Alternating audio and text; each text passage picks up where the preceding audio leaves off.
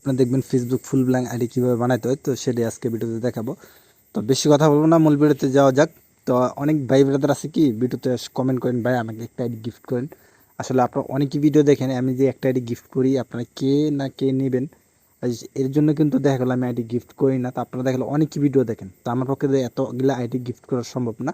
আপনারা নতুন ID make করে, মানে নতুন একটা আইডি ক্রিয়েট করে আমাকে যদি ইনবক্স করেন, তাহলে আমি ফুল ব্ল্যাঙ্ক আইডি করে দিব।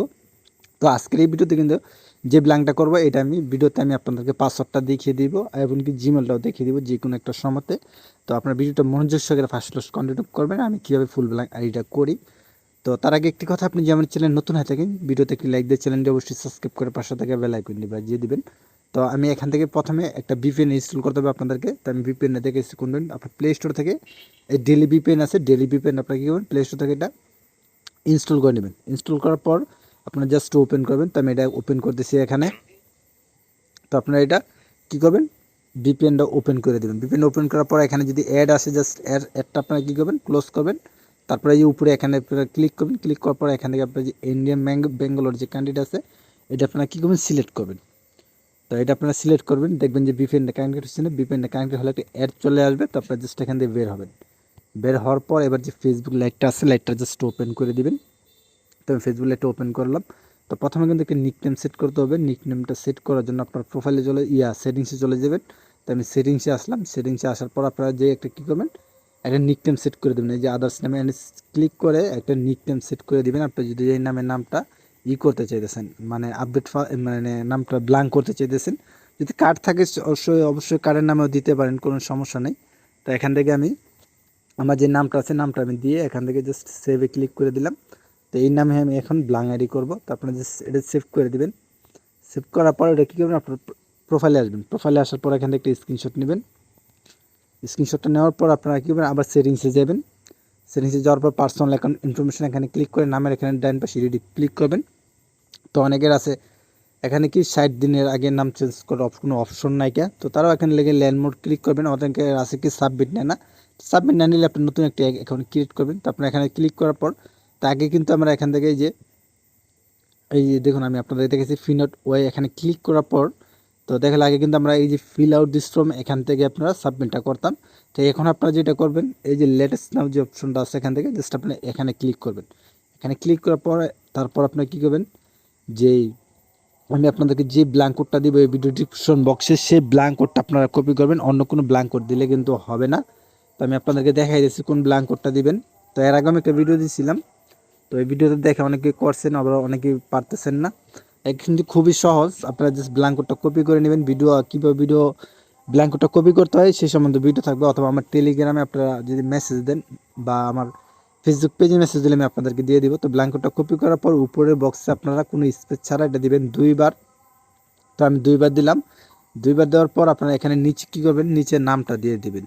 নিচে নামটা দিয়ে দেবেন। এই যে দেখুন আমি যেভাবে দিতেছি সেম এইভাবে আপনারা কী করবেন, নামটা খালি দিয়ে দেবেন।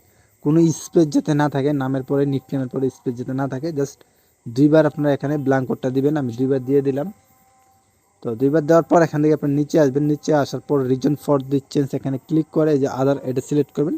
সিলেক্ট করার পর এবার যে মেলটা আছে, জিমেল আইডির যে মেলটা অবশ্যই দিয়ে দিবেন। আমি মেলটা দিয়ে দিতেছি। তো মেলটা দিয়ে আপনারা এখান থেকে জাস্ট কী করবেন, সেন্ডে ক্লিক করে দেবেন। আমি কিন্তু সেন্ডে ক্লিক করে দিতেছি এখান থেকে। তো আপনারা কী করবেন, সেন্ডে ক্লিক করবেন। সেন্ডে ক্লিক করার পর দেখেন যে জাস্ট একটু লোডিং নেবেন। লোডিং নিলে দেখুন এটা কিন্তু সেন্ড হয়ে গেছে। সেন্ড হয়ে গেলে ব্যাগে আসবেন। ব্যাগে আসার পরে এখানে যে রিজন ফর দিস চেঞ্জ এখানে ক্লিক করে এখান থেকে যে লিগ্যাল নেম চেঞ্জ দিয়ে একবার সেন্ড করবেন। সাবমিট নিলে নিল, না নিলে নাই, কোনো ধরনের কোনো সমস্যা নেই, প্রবলেম নেই। তো আপনারা জাস্ট 2-3টা এখান থেকে সাবমিট করে দিবেন। ব্যাক বাটনে ক্লিক করে 2-3টা সাবমিট করবেন। সাবমিট করার পর এখান থেকে ব্যাগে আসবেন।